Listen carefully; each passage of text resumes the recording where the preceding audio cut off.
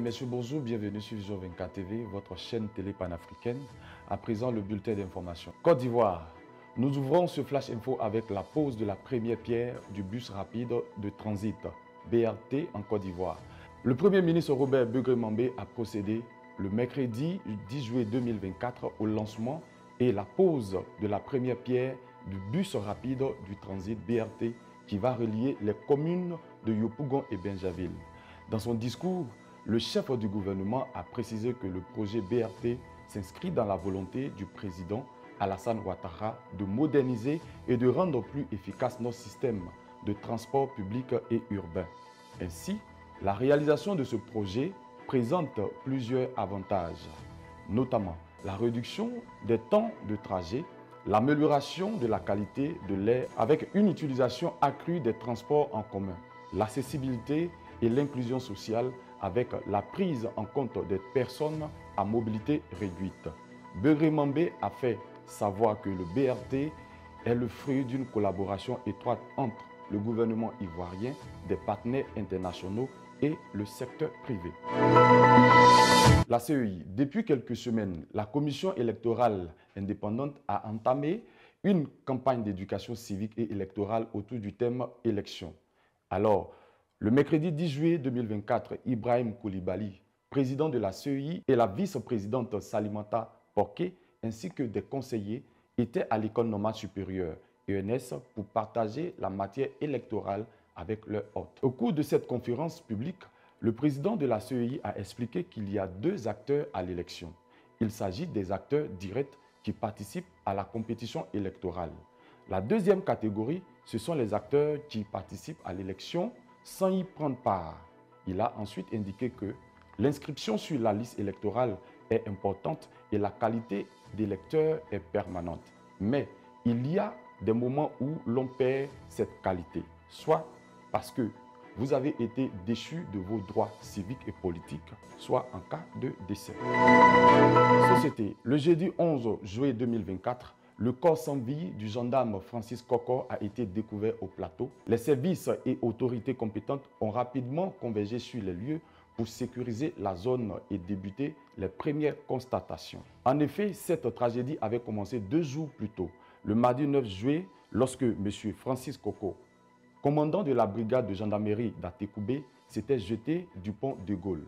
Les témoins de l'incident ont rapporté avoir vu le gendarme en détresse franchir la barrière de sécurité avant de plonger dans la lagune ébriée. Les proches et collègues de M. Kokor Francis sont restés dans l'angoisse durant ces 2 jours, espérant contre toute attente un miracle. Malheureusement, l'issue a été tragique. Alors, le jeudi 11 juillet 2024, les services de secours ont enfin trouvé son corps. Des analyses médico-légales et des entretiens avec des proches et collègues permettront peut-être de lever le voile sur ce drame. Du côté de la filière café-cacao, une lueur d'espoir. Bonne nouvelle pour les exportateurs nationaux de café-cacao. Ils bénéficieront pour les prochaines campagnes des subventions de l'État pour l'exercice de leur activité. Cette décision a été prise le mercredi 10 juillet 2024 en Conseil des ministres.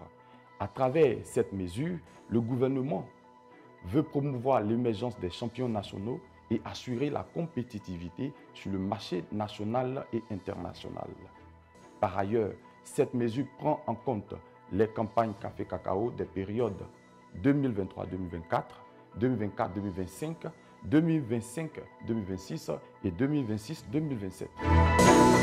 Situation politique au Burkina Faso. Le Burkina Faso envisage d'interdire l'homosexualité et les actes et pratiques assimilées, selon le compte rendu du Conseil des ministres qui a adopté un projet de loi à transmettre à l'Assemblée nationale pour adoption.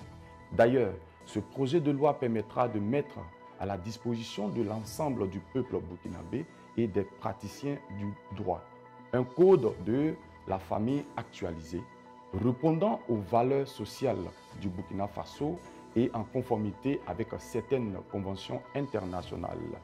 Selon le ministre en charge de la Justice, Edasso Rodrigue Bayala, ce nouveau code comporte des innovations majeures prenant en compte des réalités socioculturelles, les us et coutumes du Burkina Faso, notamment dans la dévolution, l'attribution du nom patronymique et la déchéance de la nationalité. Actualité sportive. Après le tirage au sort de la CAN 2025 prévu au Maroc, les éléphants sont désormais situés sur le calendrier en ce qui concerne la poule G. Alors, les hommes du sélectionneur Emers Faye débuteront les éliminatoires contre la Zambie en septembre au stade de la paix de Bouaké avant de se rendre au Tchad pour la deuxième journée. En octobre, la Côte d'Ivoire recevra la Sierra Leone et jouera le retour en Freetown pour le compte de la troisième et quatrième journée. Enfin, pour les deux dernières journées qualificatives de la CAN 2025, les champions d'Afrique en découdront avec la Zambie à Lusaka. Toujours en sport, les nouvelles ne sont pas bonnes pour les éléphants. Ce vendredi 12 juillet 2024, le monde du football ivoirien est en deuil.